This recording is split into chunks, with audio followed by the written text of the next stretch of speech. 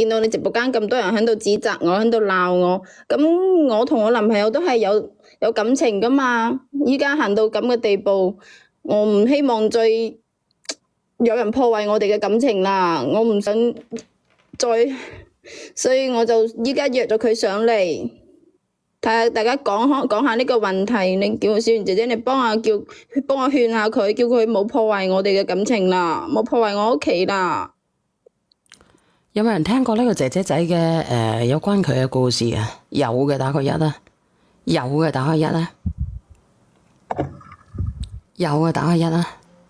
有冇人聽過嘅就講真嘅，有係咪？我你今日個閨蜜依家都仲未俾翻1萬蚊俾我。你連上嚟係你想佢俾翻啲錢你啊，定係傾啲乜嘢？我依家就想你小圓姐姐，你同埋直播間啲人幫我勸下佢，叫佢冇破壞我嘅感情啊，冇破壞我屋企啦。因為我依家都已經行到呢個地步，都準備結婚啦，連酒席嗰啲都訂好噶啦。我都希望直播間啲人幫我講一句公道說話，冇喺度成日喺度指責我，又唔係我嘅問題。之前有好多人講過你嘅姐姐，有好多人咧講過咧，其實咧你哋即係你自己都有責任嘅，行到今時今日咁樣。你依家連下我閨蜜啦，我已經叫佢準備好上嚟嘅啦。我哋大家講下呢個問題，睇下點算好。我覺得我冇做錯啊。你覺得點？我都係為咗大家好啫嘛。我就出於好心為咗大家好。你連你連你嘅閨蜜定係連你男朋友上嚟？連我閨蜜，佢已經準備匿名連線噶啦，你連下佢啊。我見到有人匿名連線，你連佢上嚟啦。咩係係我閨蜜嚟㗎？嗱，呢個朋友即係你等等先，原來佢嘅男朋友就係叫佢打胎嘅，你想同佢男朋友一齊，結果佢冇打胎，將個細路哥生咗落嚟。我記得佢嘅風中百合。佢上次話借咗1萬蚊俾個閨蜜唔使還嘅，我唔知道喎。呢個你等下連上嚟講啊，係唔係人哋依家一家三口好幸福？呢個係吞金獸話你閨蜜仲能夠同男朋友喺埋一齊，係女嘅善良。其實係你一手造成嘅嘢。兩隻蝴蝶話有屁感情咩？你就係處心積慮破壞人哋嘅感情。唔好意思啊，嗱，咁呢直播間呢有五花八門嘅人都有，我聽聽佢嘅我聽聽你個閨蜜係點樣講嘅嚇。佢依家又要翻嚟搶我男朋友。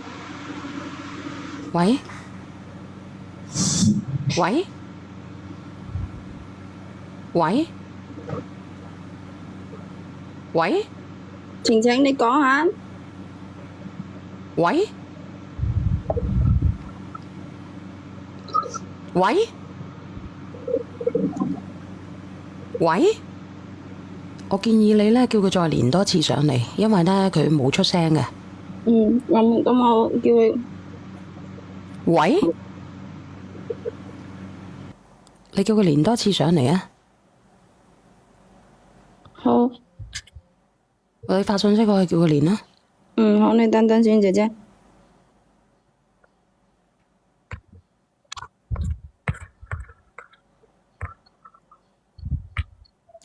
我讀公平係因為個心唔順咯，唔爽咯，啲人以為我啲嘢平嘢咯，一隻咁大隻戒指呢，嗰啲人都發雞盲咯，話我窮咯。我閒閒地啊，都有幾廿億身家啦。小圓姐姐，你連下佢，你重新連下佢，我同佢講咗啦。你等下我，嗰啲閪仔又喺度笑我。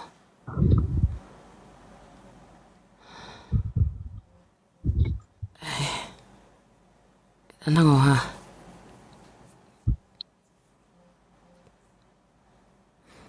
阿梁仔，你聽日幫我打幾條金鏈返嚟啊！大嘅，大過條狗圈嘅。阿梁仔，我唔理你點樣都好，不計成本，幫我打幾條狗鏈返嚟。我希望你能夠講到做到，我能夠講到，你能夠做到。你快啲去六福之寶幫我點啊！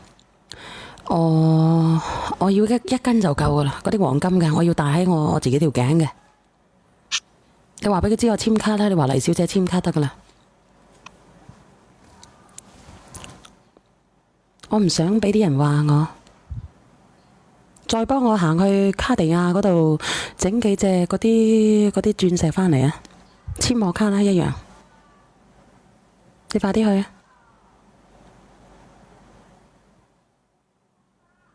我懶得同啲人講，我要用實力嚟證明呢我嘅富裕。你去啊！你去啊！我懶得同呢啲直播間嗰啲人講啊！一斤啦，一斤夠噶啦，因為我驚重親自己條頸啊！我懶得同啲人講，廢話多多，喺度質疑我嘅財力。喂，喂，係你好，你係你係上邊？你好，你好，你好。小妍姐姐啊，你好啊，即係我冇主動玩家齊㗎，係我妹玩嘅。今年年初咧，我發現我自己有咗乳腺癌，我真係覺得好難受。多謝東莞七少。仲有咁後生，我先28歲，我都諗唔到呢啲事點解要發生喺我身上。我個仔先4歲，所以我好焦慮，我都好驚嘅。而且我知道治呢個病咧要好多錢，我父母環境亦都唔好，即係我驚過有萬一你個仔點算啊？其實我最放心唔落嘅就係我個仔嘅啦。我妹見到我真係好焦慮，佢為咗俾我安心啲，咁啊偷偷揾到我以前男朋友咯。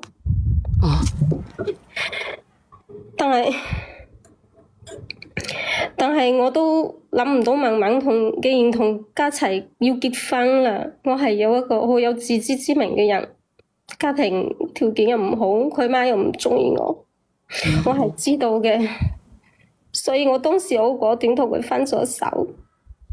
但我分手唔到1個月，我諗唔到我自己懷咗啦，有咗啦。我將成件事同文文講咗，我係希望文文轉告我。轉告佢，因為文文同家齊係同學嘅。我當時係諗下家齊係咩態度，畢竟我肚入面有條小生命，但係我諗唔到文文同我講家齊知道啦，佢希望我將個仔打咗，因為佢父母都反對。當時我好傷心，真係好難過，好難受嘅，因為我當時都冇錢。我就借咗文文1萬蚊，諗住將個仔打咗，但係我去咗幾次醫院，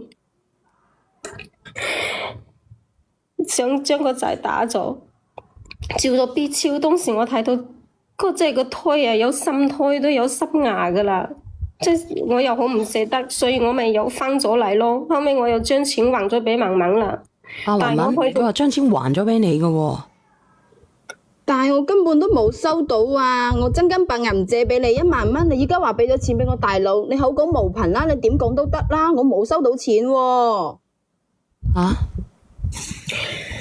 我去到即係你將錢俾咗佢大佬嘅，大佬話轉俾文文噶，我叫佢大佬同佢講噶。你講大話，根本都冇呢件事，我大佬都冇同我講起，從來冇同我講過。咁你點講都得啦。唔係啊，呢個文文啊，咁你大佬一句話都冇講過嘅咩？呢啲嘢冇啊，佢根本都冇同我提過呢個。而且小妍姐姐你知道嘛？咁依家嘅事情都過咗咁多年，4年啦，佢點講都得啦，係唔係？口講無憑啊嘛。我冇諗過要破壞你嘅家庭㗎，但係我真係有病咗。係我嘅妹玩嘅家齊，唔係我玩嘅。咁你嘅事情都過去咗咁多年，我哋都準備結婚啦。你做咩一定要過嚟破壞我哋嘅屋企呢？而且已經過咗去4年啦，你突然之間又過嚟話俾家齊知，你生咗個仔落嚟，你咩意思喎？你點解咁卑鄙嘅？你點解咁無恥㗎？我哋都準備結婚啦。我當年真係已經俾咗錢你大佬噶啦，因為你當時唔喺度，唔想你去問佢啊。你講大話，根本都冇。人哋都話有咯，可能你個大佬講大話咧，可能俾咗你個大佬唔認咧，你明唔明啊？咁冇可能，我大佬都唔會咁，唔係咁嘅人。你咁唔係咁樣嘅人，問題係人哋係真係俾嘅。下邊呢個妹妹咧，你又係嘅，你俾錢人哋咧，你要麼有轉帳記錄。我大佬點可能會講大話，或者係佢講大話都唔出奇啦。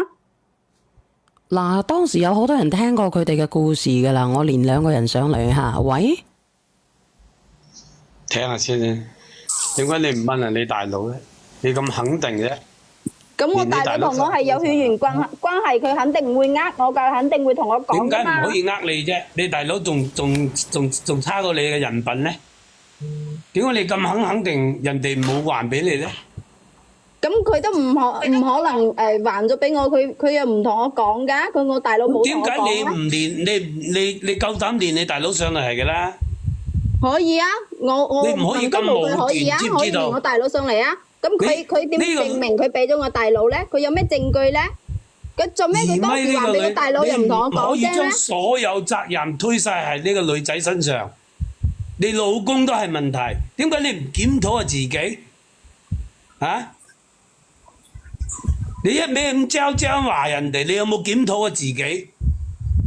咁我借俾佢，咁我借俾佢，佢要還俾我，做咩還俾我大佬啊？而且我大佬冇同我講過。咁又要問下你自己，你大佬啊？如果你大佬為咗1萬蚊去呃你，證明你大佬都係仲要揸過你，即係你啲家族都係咁啲人。你鬧人，你做咩要鬧我屋企人啦？你咁衰噶？你依家係你講句公道話，你做咩鬧我屋企人咧？咁衰嘅？咁你還錢，你攞嗰個還錢嘅記錄俾我睇，我咪信咯。而且咁多年，你口供都無憑啦，係咪？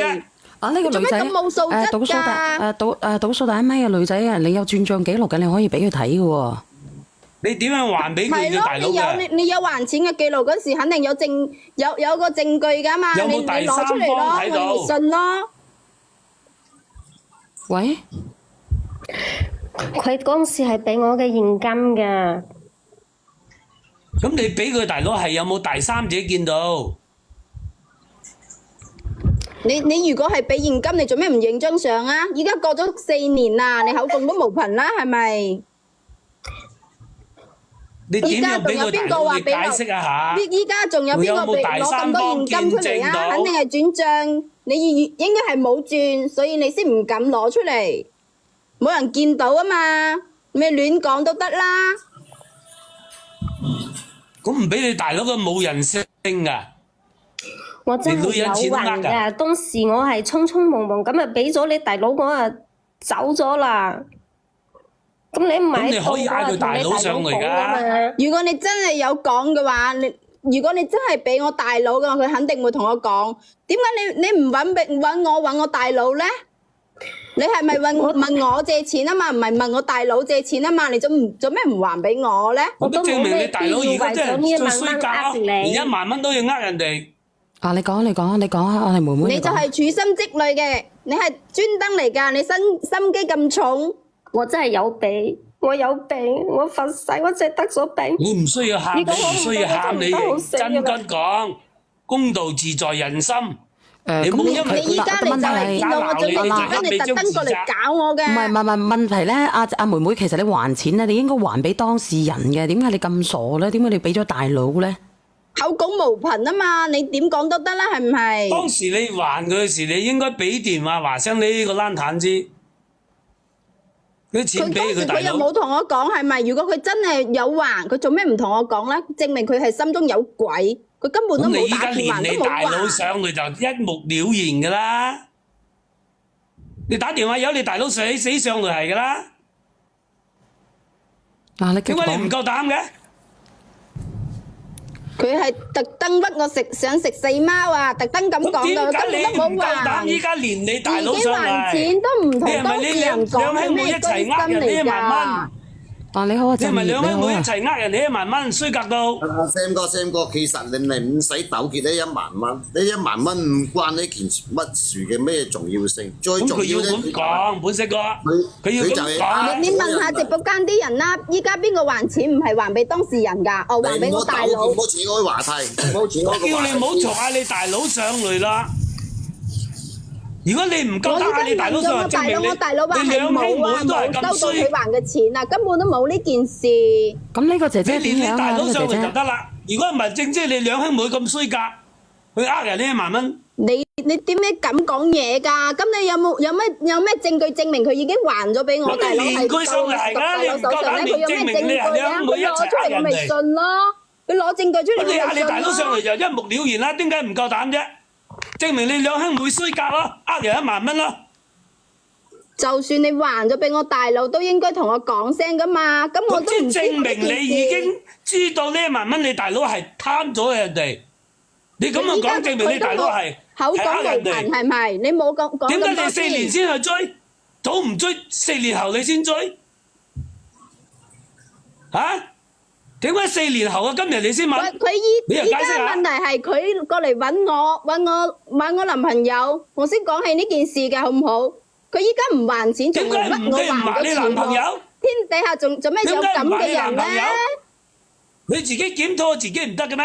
去話人哋，做咩要檢討我自己？佢係佢自己借我嘅錢嘅喎，佢自己唔還俾我。你都話嗰個係你男朋友，唔係你老公啊？點解人哋冇權冇權利去追求啊？嗰個唔係你老公，係你男朋友。佢一日唔結婚，佢一日可以追求。你有咩資格？你以咩身份去鬧人哋啊？咁我係當佢係好閨蜜啊嘛。佢做咩？佢做唔咩可以係閨唔閨蜜嘅問題，咁嚟屈我哋閨蜜咧？點解你要去提佢1萬蚊？你以咩身份去話人哋唔通勾引你男朋友？咁你都未結婚你，冇嘈先。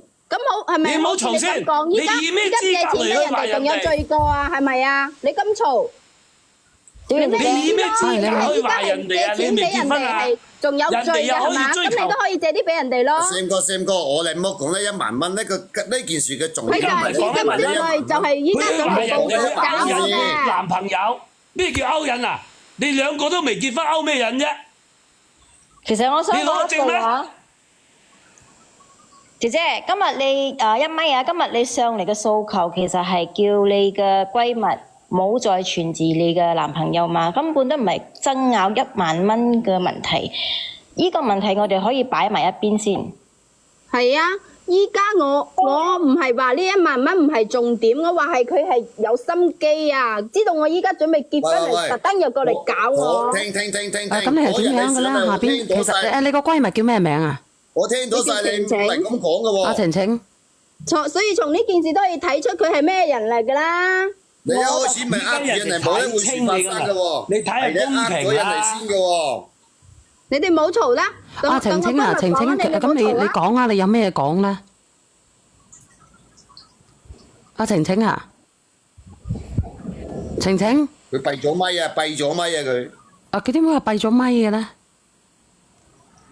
其實大家都好明顯，呢個1米嘅姐姐從頭到尾邊個有心計，大家都清楚咯，心中有數。如果一開始你唔隱藏話你個閨蜜喂，啊有咗仔有咗 BB 嘅話，就後邊就完全冇呢回事發生㗎啦。係你自己有心計在先，故意唔話俾你個男朋友所謂之男朋友知，成一連串嘅問題出嚟㗎。我當時真係好心為咗佢哋好啫嘛。你係關你鬼事啊！你我哋等下先啦。啊，呢個叫阿晴晴喺邊度啊？喺度啊，小燕姐姐。啊，哦，小燕姐姐有冇聽到啊？聽到。咁呢件事係好似佢咁樣係咪？你有咩講啊？佢講到咁樣嘅咯，你個閨蜜。唔係㗎，唔係同佢講嘅，當時嘅錢我真係有俾咗佢，我已經同佢講咗好多次，我俾咗佢嘅係佢嘅大佬嘅。咁你做咩當時你還錢俾我大佬，你唔還俾我啊？你唔同我講，你還咗俾我大佬，你都同我講啦。我有同你大佬講而家唔係話呢1萬蚊嘅，嘅你係大佬轉俾你㗎。我依家唔講呢1萬蚊嘅事啦，我依家就係問你，你哋既然分咗手，你都已當初你又話打算落個仔，你做咩突然間又生咗佢落嚟？點解啊？你做咩咁對我啊？我對你當時對你咁好，佢生咗我依家嚟同得嚟結婚，你點解要咁對我啊？我唔愛生個 BB 落嚟嘅，因為個仔係佢嘅。你係第三者，你冇咁樣嘅權利幫佢決定，佢需唔需要去我點樣係第三者啊？你明唔明白？我哋係1年之後先喺一齊嘅。就係第三者。你講呢個阿晴晴，你講嘢啊！我根本就唔知佢同家齊一齊嘅，我唔知道家齊要結婚啦。我每揾到佢係希望佢能夠俾咗1萬蚊我照顧好自己嘅仔。唔係，晴晴，我想問你一個問題，你同家齊拍拖先啦，仲係呢個嘢同你阿家齊拍拖先？我同家齊拍拖先㗎。咁咪咯，咁你有咩資格去話人哋勾引你男朋友啫？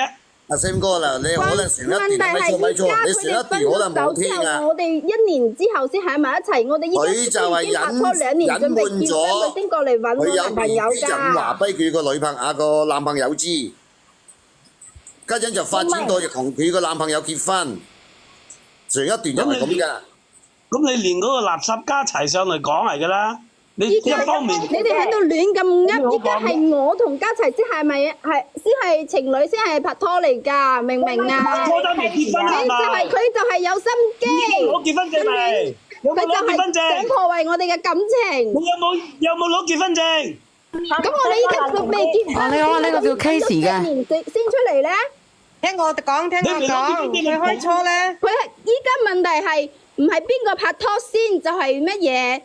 咁依家問題係佢哋分咗手1年之後，我先同佢喺埋一齊嘅，係唔係？我哋依家拍咗1年拖，準備結婚，我先出嚟。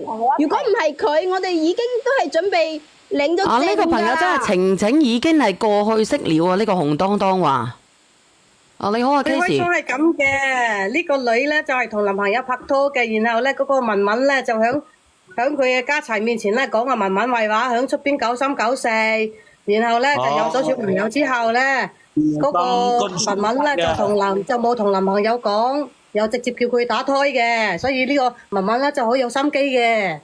哦，咁垃圾㗎，原來聽到文係啊，上一段係咁㗎，上一段你喺度講嘅咩話嚟㗎？咩垃圾？我同佢哋分咗手1年幾，我先同佢喺埋一齊嘅，好唔好？搞清楚未啊，阿姨？有心機嘅係呢個女人啊！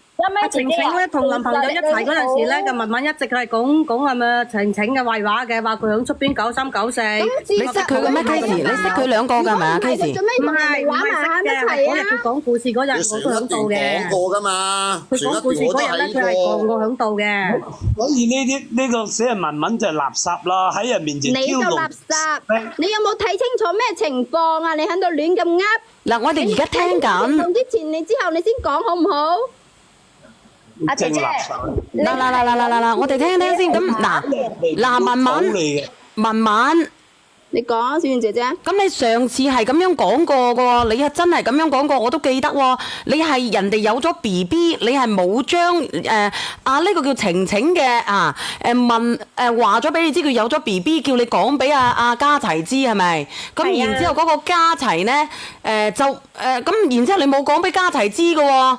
佢就同阿文文咁如果佢真係想同人哋想同我男朋友講，想同家齊講，佢做咩自己唔講啊？咁我都係為咗大家好啊嘛，因為佢係事實，佢同人哋揾到兩個實就好唔好？你個拍拖點解你去挑搬弄是非，關你個閪事啊？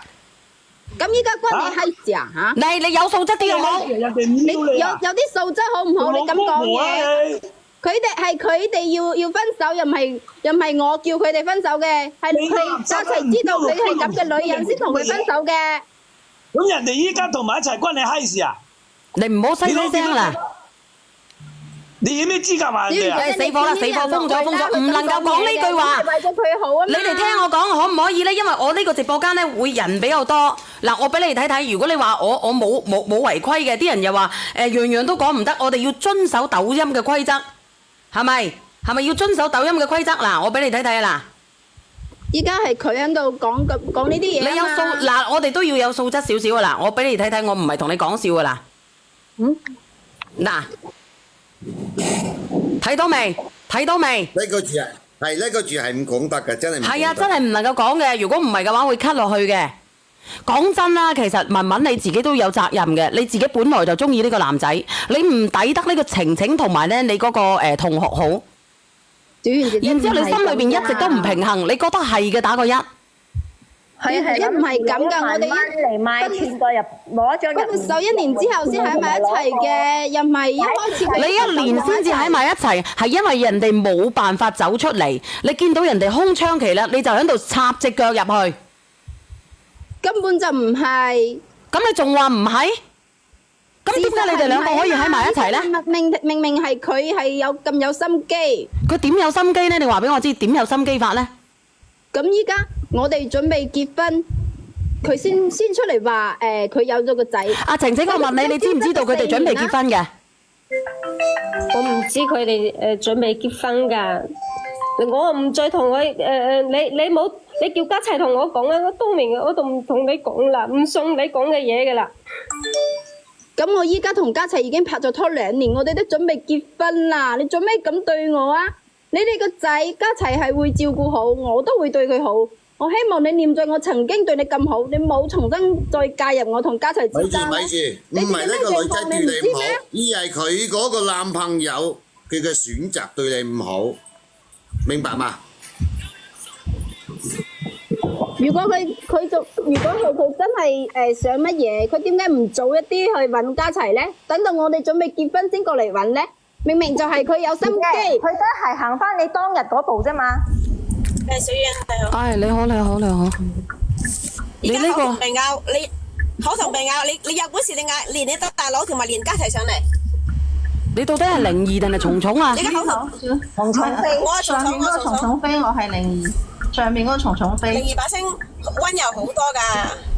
冇，我哋差唔多，但係你急啲。你而家我落去俾人哋上嚟。我邊個喺度講緊嘢啊？有就嗌嗰個家齊同我大佬上嚟，我講緊嘢，從到邊講緊嘢？而家口同鼻拗嘅啫，有本事你就連家齊同埋連你大佬上嚟，一清二楚㗎啦。嗱，你拗個天光都冇用㗎。嗰個先年上嗰個叫咩名啊？我依家就係想你哋講一句公道話，叫我而家就講公道話，因為我而家就講公道話。你上一次連上嚟嘅時候，我哋個個都有聽，因為你聽住，你咧就正一呢個趴街冷淡，你正式係一啲嗰個名副其實嘅趴街冷淡。點解咁講咧？你喺我呢啲資深阿姨面前，等蟲蟲等嚟講，你喺我呢啲資深阿姨面前，你嗰啲咁嘅綠茶婊係表露無遺嘅，你唔需要解釋。阿姨，你搞清楚未啊？有呢個女人唔係我啊！你搞清楚情況未啊？你講嘅時候俾你講，而家你聽我講。你話而家個女嘅有心機，你何曾唔係？你話你而家準備擺酒啫，人哋當時已經係有咗生命啊！相比之下，邊個仲要啊？巴基冷淡，佢如果佢自己唔同人哋講，係咪我？你先講講你點解你有咩權力去扼殺一條生命？你講，你先回答一樣嘢。佢自己話要落嘅，又唔係我講。你係咩人啊？你係咩人啊？冷淡，你扼殺一條生命，你有咩主宰嘅能力啊？嚇！你先回答一樣嘢先，你生咩委屈啊？綠茶。你仲喺度嗶嗶巴巴，仲喺度講嗰1萬蚊。阿姨，應該你依家都未搞清楚嘅未搞清楚嘅情況，係佢唔係我。係佢係一個衰人，唔係我。阿姨話俾你聽啦，阿姨清清楚楚，你可以收聲，你講翻啲人話可以聽你講。如果你唔講人話，阿姨唔會聽你講。聽到未啊？冷淡。佢哋分咗手就想私下生個細路仔，用細路仔嚟要挾個家齊，你做咩當時唔講啊？你話邊個？不如咁樣啊！嗱，其實唔係要挾嘅。如果一個男人佢真係中意呢個女人嘅，佢會負責嘅，你明唔明啊？如果你話要挾得到嘅，咁大把渣男都可以要挾得到啦。有幾多個渣男咧可以咧留咗個細佬哥咧已經消失得無影無蹤嘅咧？咁當時佢同其他男仔抱埋一齊，佢點知係唔係家齊㗎？咁如果阿家齊唔信嘅，中意細路仔，佢得啲唔到你話咗先有科學證明啊！冷淡，你聽到未啊？冷淡，聽到未啊？冷淡，聽到未啊？冷淡，唔係你講㗎，有科學證據㗎，得未啊？唔係佢可以 check 㗎嘛，其實。你個死人心機婊，你離我哋遠啲啊！你依家係你破壞我嘅婚姻啊！我唔會放過你㗎，冷淡啊！你係你落去啦，你冇講咁多啦，依家係我茶欄攤，叫佢憑乜嘢要落去啫？講我花咗3蚊雞上嚟㗎，憑咩要落去啊？有本事你刷個抖音1號啊，我就即刻落去。唔使。唔係佢你而家係我同佢嘅私人恩怨，你咁巴閉，你刷個抖音1號，我即刻落去。你就係綠茶，依家係我俾佢傷害，好唔好？你清楚咩情況嘛？我又係紅茶，咁點啊？我又係咖啡，我又係綠茶，又係紅茶，點啊？我認啊！你咁簡單認得綠茶？我唔係，我做咩要認啊？係拗呢個冇用嘅，我哋要點樣去解決呢個問題？係你拗呢啲冇用㗎。唔係啊，我唔係同佢拗啊，係因為佢開口還地係乜乜乜，佢冇市民講嘅。係你自己喺度講我好唔好？明唔明啊？嗰個女仔善良，你可以倒數第一咪。你好啊，小燕姐姐。係你點啊，哥哥？你咁有乜嘢？你拆個禮物俾小燕姐姐咯。你唔好嘈。小燕姐姐，嗰日我同 K K 哥喺度聽到個講嘅上來呢。本色啊，我係啊，本色係咪 K K 啊？本色係就上來講有一類對嘅個，嗰隻女人真係心機婊個。要點樣表法咧？嗱，佢搬弄是非，歪曲事實咯。依家講咩都冇用。如果關係佢自己嘅嘢，我啱先你講。關係佢大佬要錢嘅嘛，俾佢哋一生個劈開先冇講個 part， 講第二 part， 佢一直都冇咁面對嗰件事嘅。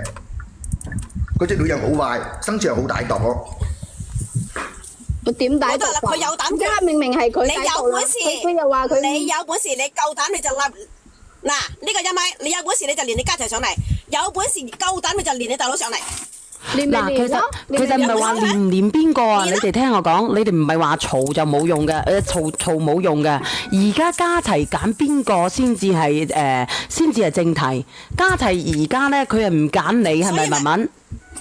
家齊佢而家係揀啊晴晴係咪？領證啦，佢依家先走出嚟話嗰個仔係家齊㗎，所以咁你聽我講啊呢個阿文文，你聽我講。咁你話咧，你20幾歲係咪？咁你趁而家仲有選擇嘅時候，而家家齊係選咗阿晴晴嘅，咁好過你哋結咗婚之後佢再選阿晴晴，咁你咪就更加辛苦啊！小燕姐姐，你知道嘛？佢根本佢就冇病嘅，唔係病得咁緊要，佢係特登專登有心機過嚟咁樣㗎。咁阿邊個嗱？已經領咗證㗎啦。嗱，你哋唔好出聲字。咁你話嗱，你聽我講，如果佢哋係即係佢係冇病嘅，佢呃人嘅，冇人係攞自己嗰啲病嚟呃人嘅。講真嘅。多謝大少，多謝你嘅禮物。咁當時佢屋企人過嚟同我家齊話，佢話係乳腺癌晚期啊，就嚟要死啦！做咩要死？做咩依家唔去死啊？就喺度特登。嗱，咁樣會封號噶喎，文文啊，真係會封你落去10分鐘，你肯定係封10分鐘噶啦。一米你先啊，你先。嗱，你唔能夠講呢啲嘢，真係會封噶啦。一米你先啊。我同你講，頭先我係閉咪嘅。你呢個一米，你重新連過上嚟，唔係你封嘅，我 cut 咗你落去。佢真係封10分鐘嘅，佢會搞到我號封嘅呢個姐姐。我係頭先係上嚟唔抵得佢。我唔係講你個靈異，我講一米佢叫死聲嗰個咧，佢會俾人哋 cut 落去嘅，所以我 cut 咗佢落去，佢再上嚟。佢封10分鐘，真係封10分鐘。佢太個把口，佢把口太犀利啦，嗰個。身夠毒啊！多謝你家大少，佢真係封啊！咁你係咁你係咪係咪唔舒服啊？佢話你呃人喎，係咪啊？呢個晴晴。係啊，其實我都冇呃過佢，當其時我真係唔知佢同家齊一齊嘅。而且唔係，佢話你生病，你係咪生咗病嘅？我對我自己嘅身體梗係知啦，點解會話自己嘅唔可能話自己嘅生病唔生病都攞自己嘅身體去講係咪啊？我係得咗乳腺癌嘅，但係嗰家齊話。你可唔可以約你嗰個家齊上嚟啫？我覺得當面咯，你3個講清楚佢會好啲咯。你可唔可以做到呢樣嘢？得唔得啊？呢個女仔連翻上嚟啊！呢個文文連翻上嚟啊！倒數第一咪我連你啊！呢個叫文文嘅。其實只有個大佬同埋呢家齊上嚟先至一清楚。嗰萬蚊係次要嘅啫，嗰萬蚊係次要。其實真係而家關鍵嘅就係嗰個。倒數第一咪嗰個咪文文啊！我係文文，聽到嘛？嗱，文文唔能夠講呢啲咩死聲㗎，我同你講㗎啦。啱先我姐姐，所以話佢呢啲人心機重咯。佢當時又同家齊話佢係晚期冇得救啦，依家又話係早期。咁你到底係點樣㗎？阿晴晴？嗰時醫生話係我即係我得咗乳腺癌，醫生第一時間同我講，即係我都係好難受，但係醫生話。有得治嘅機會係好大。咁我咪同家齊講咯。咁啊，我有可能係晚期嘅啦，醫生係咁樣安慰我嘅咋。咁咪係咯。咁你等你依家先過嚟同家齊話，你又話你好嚴重，你每日話過嚟話好嚴重就嚟要死。咁你依家都成為過去啦，係你專登留低個仔，想再一次糾纏佢。我妹都冇咁樣講嘅，就話我焦慮好嚴重，得咗呢個病之後，我真係冇辦法去面對，我都係諗住打算放棄治療嘅啦。你就係專登特登咁噶啦。唔係啊，文文啊，你唔知道，因為你嗱因為佢你哋都廿幾歲係咪？突然之間面臨呢啲嘢咧係好難面對嘅，焦慮係正常嘅，佢會諗好多嘢嘅，你明唔明啊？阿文文，我唔明啊，反正我就知道佢係特登過嚟搞我，破壞我屋企噶啦，破壞我家庭噶啦。做咩佢等到我準備結婚佢先出嚟講咧？佢咩居心咧？你話咧？咁呢啲可能都係天意嘅啫，講真啦，你知道㗎。咁佢有咗 BB 嘅時候，點解你唔講咧？點解你要破壞人哋咧？點解用咁樣嘅心態去做呢啲嘢咧？你哋三個之間唔係好朋友嚟嘅咩？呢啲係印品問題啊！小雨，我問你啊，你講嘢啊，文文。當時人哋明明係一對嘅，就算人哋話分係咪真係分咧？你自己先至知。當時我同阿家齊講嘅時候，佢睇清楚佢呢個人嘅人品係咁衰嘅，跟住佢哋咪分開咗咯。點睇清楚咧？咁點解你講咗出嚟，佢又要同翻阿晴晴喺埋一齊咧？佢就係佢心機啊嘛，佢點心機咧？如果佢愛你嘅，就算點心機，佢都翹唔走。佢就係知道家齊中意仔，中意細蚊仔。你都可以生㗎。你都可以生㗎，咁點解佢要同佢咧？依家我哋結咗婚，我哋咪要咯。佢係佢。你邊用出生？你根本都未結婚。咁我哋因為我哋之前有講過，即係到時結咗婚之後先乜嘢㗎嘛。你唔好話結咗婚啲乜嘢啦，咁你哋可以結咗婚㗎。如果佢唔負責任嘅，如果即係點講咧？如果佢係中意你嘅，佢可以唔要晴晴㗎，可以俾撫養費㗎，可以同你喺埋一齊再生㗎。點解佢會寧願選擇晴晴唔選擇你咧？文文，佢就係佢，因為佢專登講嗰啲嘢，佢話佢就嚟要死，所以家齊先信佢。咁人哋有醫生證明㗎嘛？咁點解就算佢要死，如果佢愛你嘅，佢都唔會咧放棄咗你要同佢喺埋一齊㗎？講真嘅，我唔係好似佢咁有心機啊！小姐姐啊，其實呢個件事咧，佢隻晴晴同佢隻嗱嗰啲而家乜嘢都事實乜嘢都講，都知道嘅，所有事實都知道下邊佢隻一米咧，就喺嗰度歪曲事實、搬弄是非，搞散人佢哋嘅。呢個晴晴啊，咁你而家阿家齊係點樣講啊？家齊佢都揾到我，佢話會陪我走落去㗎，無論我變成咩樣，佢都唔介意。阿晴，咁咪得啦，唔使講咁多嘢啦，過你哋幸福嘅生活，好好養身體，將個仔教育好。你嗰啲冷淡啊、蝦街你好啊，我女兒個老豆。如果你真係咁嚴重，你要走你死開啲啦！你做咩要翻嚟揾我哋啦？嚟，唔好咁激動住。激動冇用㗎，嘈交係解決唔到問題。你講第一個咧，頭先阿小圓姐姐講嗰個先係重點啊，就係個男個選擇嗰度先係一個重點啊。點嘈都冇用。但係如果咁樣聽嘅話咧，個男仔咧就應該係揀呢個晴晴。個男仔佢揀咗阿晴晴。係啊，嗱，第二個嗱，我依家同阿晴晴講一句先，咁你就繼續去同你嗰個男朋友咧，就係繼續去傾翻好嗰啲嘢，究竟係點樣去處理會比較好啲？嗱，下邊嗰個文文咧係咪？下邊嗰個係咪文文啊？我琴日我有聽嘅，你唔想成為一個笑話，你唔想成為一個笑話係咪？係啊，咁依家佢出嚟咁搞，我就係變成一個笑話啦。明白，笑話就係必然噶啦。但係你想成為一個大嘅笑話定係一個細嘅笑話咧？我都唔想，我就依家想家齊同我結婚。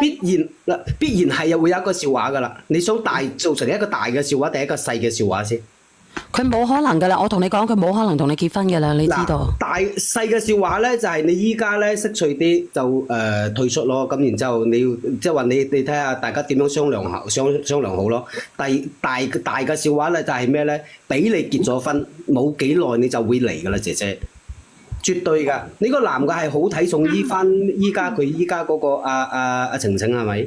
如果佢冇撳出嚟，我哋根本就唔會發生呢啲。唔係，呢啲唔關事㗎，呢啲永遠依家就係晴晴喺咪度啊？晴晴先發現呢件事。晴晴喺咪度啊？喺度。唔會有密室。阿豆老豆講完我落牌放會先。晴晴嗱，我同你講，頭先啊嗰個呢位男士上嚟嘅，你又聽到我哋講嘅，又聽到。你而家小圓姐姐講嘅，你亦都聽到。你唔需要傷心，你都呢個所謂嘅閨蜜咧，你應該心中清楚噶啦，拉黑刪除就 OK 噶啦。佢俾任何辱罵咩，你都唔需要聽。你而家嘅重心就係嗰個男人真心中意你，想同你一齊行落去，已經足夠。你唔需要得到全世界人嘅諒解。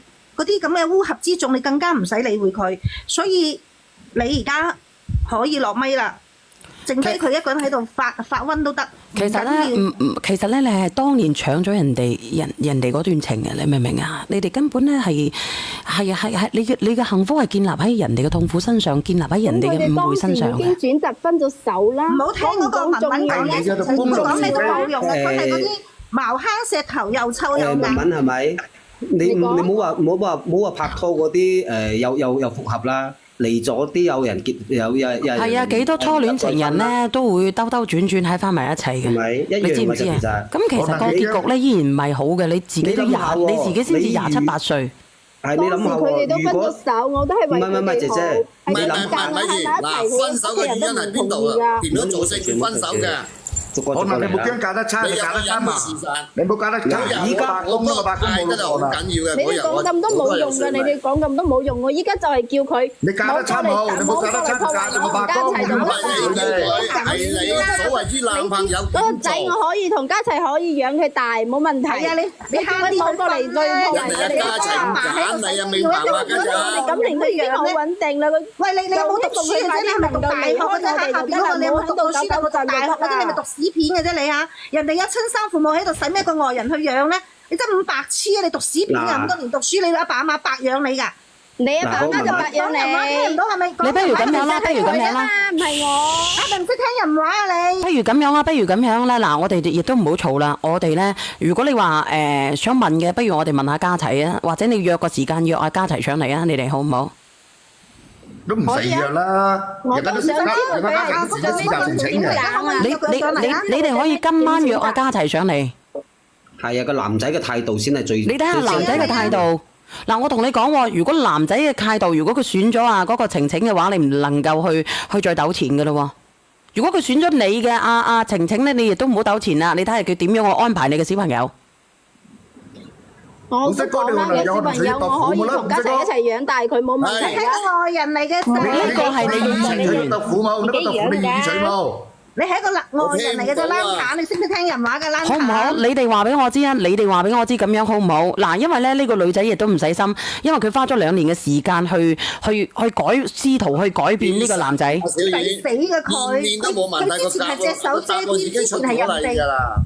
之前係佢哋兩對情侶俾個機會佢，依家你哋講咁多都冇用啦，話唔定嗰個仔都唔係家齊嘅。嗱，你唔好理啊，家齊點樣啊？而家有科學依據嘅，而家科學咁發達，係咪？我驗個 DNA 我就知道個小朋友到底係咪家齊嘅。人哋家齊係成年人㗎，人哋有諗法㗎，唔係咁傻啦，乜都係唔係？咁我黐個女人又歹毒又。咁我哋而家要做嘅係乜嘢咧？你睇下家齊要揀邊個？好唔好？如果家齊話揀邊個嘅，你哋都要尊重家齊嘅抉擇。當年呢，係點講呢？當年係阿晴晴俾咗機會阿文文有機可乘。當然邊個阿文文呢？你司馬超之心，路人皆知㗎啦，萬幾人都知道你嘅心機。我有咩心機啊？你有咩心機你自己清楚。你中意呢個男仔。我本身就係想你幫下我。你哋唔好出聲，你係中意呢個男仔。你係中意呢個男仔，你一早就中意咗呢個男仔，而且呢，你眼紅呢個女仔同埋呢個男仔喺埋一齊。你覺得呢個女仔配唔起人哋？你覺得人哋冇咁樣嘅家底冇你自己你自己覺得點解我同佢咁耐，佢睇唔到我？點解睇到隔離嗰個？事實係我係生到佢比佢靚啲啊！但係佢啲天有眼啊！佢生得比你靚，但係亂花漸入迷人眼啊！你知唔知啊？我同你講啊，每個人嘅眼光都唔一樣嘅。咁我今晚人一聽有眼，我會俾啲大毒嘅人有好結你果幫我勸下佢啦。可以。你幫我勸下佢，叫佢冇咁啦。我唔係叫佢咁樣，我只係叫佢作咗個抉擇。我亦都希望呢，趁你年輕嘅時候唔好再傷害自己，亦都唔好再傷害他人啦。因為人嘅時光係有限嘅，你聽今日唔知邊日事嗱。你有冇諗過一個20幾歲花樣嘅少女，突然之間會得咗乳腺癌？你自己諗諗係咪？佢就係佢有心機先報應嚟嘅咯。嗱，佢唔係話有冇心機啊！你唔能夠咁樣落井下石嘅，畢竟你哋曾經都係朋友。少少年紀真係太歹毒啊！當時對佢咁好，佢竟然依家都嚟咁樣嚟。你唔係對佢好啊？你覺得佢對佢好唔好？姐啊，你唔幫佢叫，我幫佢叫啊！我幫你叫啦，2米嗬，我幫你叫，我叫你劈啊佢啊！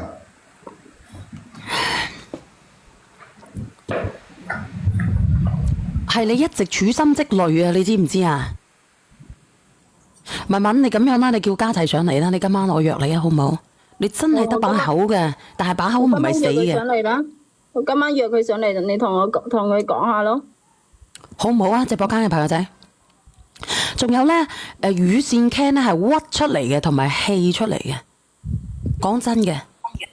所以直播間嘅朋友仔，趁年輕嘅時候，如果你有乳腺結節啊，或者乳腺增生啊、乳腺囊腫嘅人，你一定要好好地調理你自己嘅身體。你唔好等到有硬塊啊，你自己先至驚啊！嗱，我哋今晚約啊，好唔好？或者你約咗上嚟嘅，你等下約得到佢嘅，你可以連上嚟。好唔好？嗱，咁我約定你喎，你哋點樣？你覺得點樣啊？阿豆同埋咁多位匿名嘅朋友。你咁靚，你大晒嘅咧，你講乜都啱噶啦。